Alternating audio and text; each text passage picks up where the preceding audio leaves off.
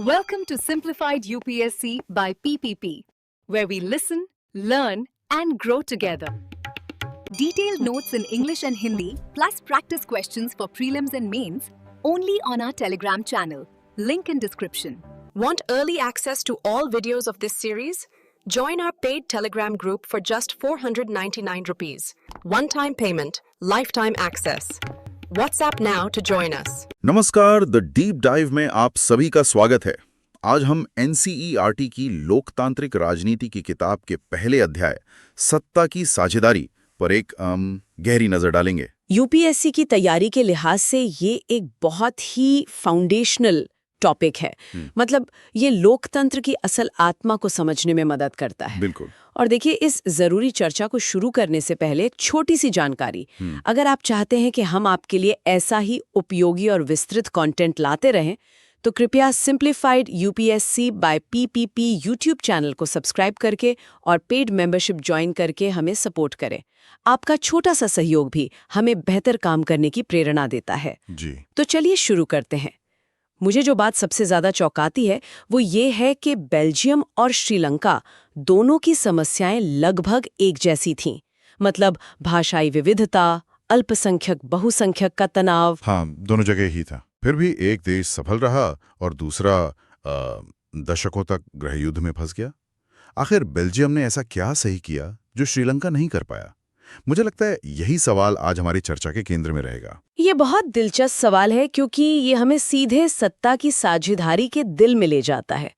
आज का लक्ष्य सिर्फ इस अध्याय को दोहराना नहीं है, बल्कि इसके मूल सिद्धांतों को समझना है। सही। हम देखेंगे कि कैसे अलग अलग देशों ने अपनी सामाजिक विविधताओं को संभाला और उसके नतीजे क्या हुए।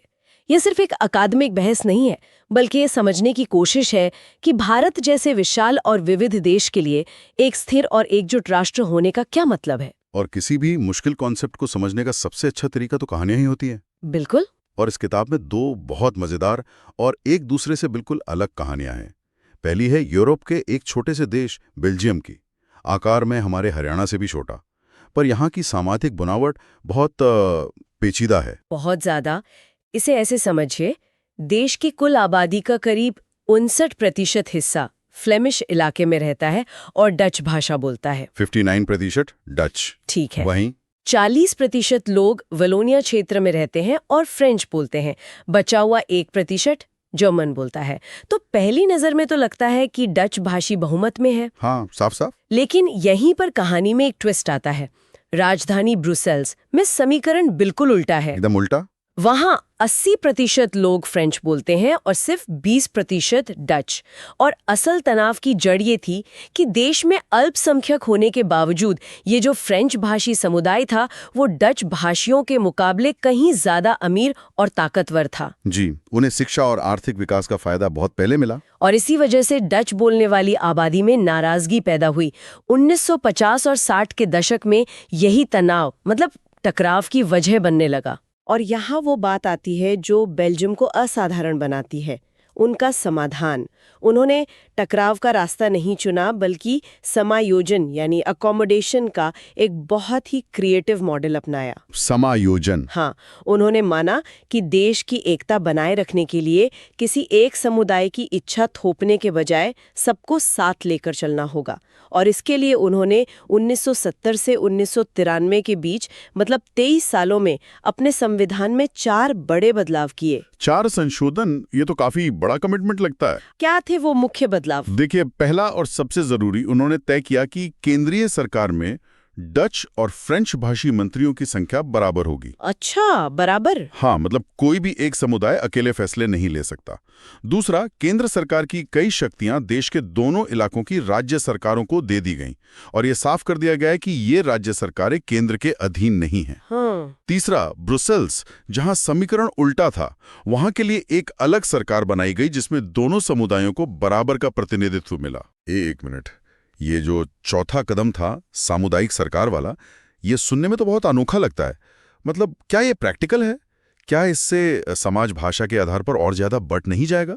ये बहुत अच्छा सवाल है और यही इस मॉडल की सबसे अनूठी और साहसी बात थी। उन्होंने एक तीसरे स्तर की सरकार बनाई जिसे कम्युनिटी गवर्नमेंट कहा गया। Community government. जी, इस सरकार को डच, फ्रेंच और जर्मन बोलने वाले लोग, चाहे वे देश में कहीं भी रहते हों, अपनी अपनी भाषा के आधार पर चुनते थे। इस सरकार के पास संस्कृति, शिक्षा और भाषा से जुड़े मामलों पर फैसले लेने का अधिकार था। अच्छा, तो मतलब कल्चरल ऑटोनॉमी दे दी? बिल्कुल। इसने हर भाषाई समूह को ये भरोसा दिलाया कि उनकी पहचान और संस्कृति सुरक्षित है और इसके लिए उन्हें केंद्र या राज्य सरकारों पर निर्भर नहीं रहना पड़ेगा। इसी मॉडल ने बेल्जियम को एक संभावित गृह युद्ध से बचा लिया। बेल्जियम का मॉडल तो वाकई बहुत सुलझावा लगता है, जिसने देश को टूटने से बचा लिया। लेकिन हर देश इतनी समझदारी नहीं दिखाता। हमारे अपने पड़ोस में ही एक कहानी है जहां रास्ता बिल्कुल उल्टा लिया गया और नतीजा भी बिल्कुल उल्टा निकला। हाँ। हम बात कर रहे हैं श्रीलंका की। जी, श्रीलंका की जातीय बुनावट भी विविध है। वहां की आबादी में लगभग 74% सिंघली भाषी हैं, जो ज्यादातर बौद्ध हैं, और करीब 18% तमिल भाषी हैं, जिनमें श्रीलंकाई और भारतीय मूल के तमिल शामिल हैं। श्रीलंका ने बेल्जियम से एकदम उलट बहुसंख्यकवाद यानी मेजॉरिटेरियनिज्म का रास्ता अपनाया। बहुसंख्यकवाद। इस सोच का आधार ये है कि अगर कोई समुदाय बहुमत में है तो वो देश पर अपने मनचाहे ढंग से शासन कर सकता है और इसके लिए वो अल्पसंख्यकों की जरूरतों या इच्छाओं की अनदेखी भी कर सकता है। और इसके नतीजे भी फिर तुरंत दिखने लगे होंगे। 1948 में आजादी के ठीक बाद सिंघली नेताओं ने अपनी संख्या के बल पर प्रभुत्व जमाने की कोशिशें शुरू कर दी। हाँ, बिल्कुल। 1956 में एक कानून पास किया गया जिसके तहत तमिल भाषा को पूरी तरह नजरअंदाज करके सिंघली को देश की एकमात्र राजभाषा घोषित कर दिया गया। सिर्फ सिंघली को? जी। विश्वविद्यालयों में दाखिले और सरकारी नौकरियों में सिंघलियों को प्राथमिकता दी जाने लगी। यहां तक कि नए संविधान में यह भी लिख दिया गया कि सरकार बौद्ध धर्म को संरक्षण देगी और उसे बढ़ावा देगी। तो एक के बाद एक लिए गए इन फैसलों ने तमिलों के मन में अलगाव और बेगानेपन की आग लगा दी। जाहिर है उन्हें लगा होगा कि उनके साथ तो दूसरे दर्जे के नागरिक जैसा बर्ताव हो रहा है। उनकी भाषा, संस्कृति और राजनीतिक अधिकार सब पर हमला हो रहा था। बिल्कुल।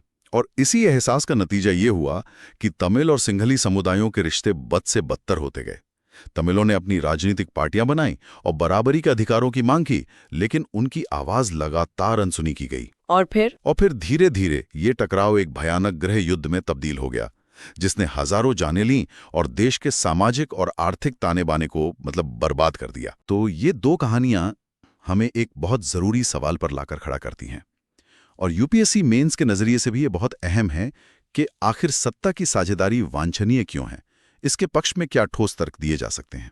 देखिए, इसके पक्ष में मूल रूप से 2 तरह के तर्क दिए जाते हैं और इन्हें समझना उत्तर लिखने के लिए बहुत जरूरी है।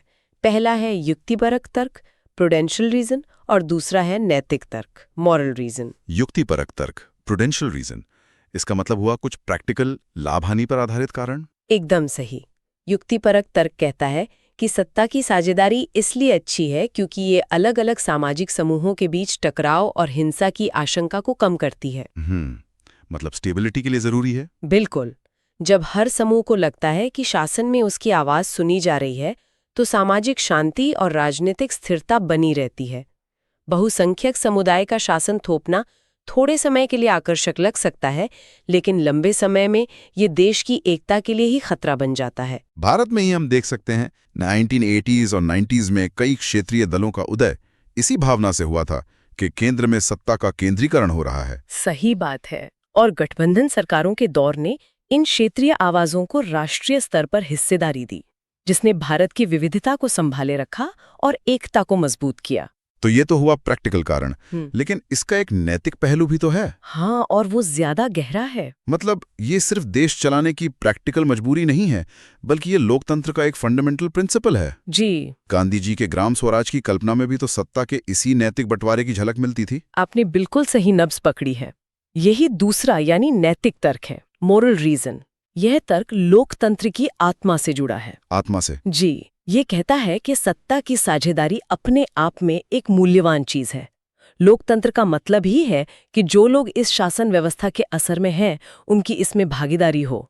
लोगों को ये जानने का और इसमें शामिल होने का अधिकार है कि उन पर शासन कैसे किया जाएगा। सही। एक वैध सरकार वही होती है जिसमें नागरिक भागीदारी के माध्यम से शासन प्रणाली का हिस्सा बनते हैं, ये लोकतंत्र के नैतिक और असली मूल्य पर जोर देता है। ठीक है, तो ये तो साफ हो गया कि सत्ता का बंटवारा क्यों जरूरी है, स्थिरता के लिए भी और लोकतंत्र की आत्मा के लिए भी। लेकिन आधुनिक लोकतंत्रों में इसे असल में लागू कैसे किया जाता है? इसके क्या अलग-अलग रूप या तरीके हैं? इस किताब में 4 मुख्य रूपों का जिक्र है। पहला है सत्ता का क्षैतिज वितरण, जिसे हॉरिजॉन्टल डिस्ट्रीब्यूशन ऑफ पावर कहते हैं। हॉरिजॉन्टल मतलब एक ही लेवल पर। हाँ, इसमें सत्ता सरकार के 3 मुख्य अंगों विधायिका, कार्यपालिका और न्यायपालिका के बीच बटी होती है। ये तीनों अंग एक ही स्तर पर रहकर काम करते हैं और एक दूसरे पर नियंत्रण रखते हैं, जिसे हम नियंत्रण और संतुलन यानी चेक्स एंड बैलेंसेस की व्यवस्था कहते हैं। बिल्कुल। इसका मकसद यह सुनिश्चित करना है कि कोई भी एक अंग असीमित शक्ति का इस्तेमाल न कर सके। जैसे कार्यपालिका कानून लागू करती है, लेकिन वह विधायिका के प्रति जवाबदेह होती है। और न्यायपालिका वाहिनी न्यायपालिका, कार्यपालिका और विधायिका दोनों के कामों की समीक्षा कर सकती है और ये देख सकती है कि वे संविधान के दायरे में हैं या नहीं। भारत में सुप्रीम कोर्ट द्वारा किसी कानून को असंवैधानिक घोषित करना इसका एक सटीक उदाहरण है। सही। और सत्ता के बंटवारे का दूसरा रूप? दूसरा है सत्ता का ऊर्ध्वाधर वितरण, vertical distribution of power. Vertical मतलब ऊपर से नीचे? जी, इसमें सत्ता सरकार के अलग अलग स्तरों के बीच ऊपर से नीचे की ओर बटी होती है। जैसे पूरे देश के लिए एक केंद्र सरकार, फिर प्रांतों या राज्यों के लिए राज्य सरकारें और फिर स्थानीय स्तर पर नगर पालिका या पंचायत।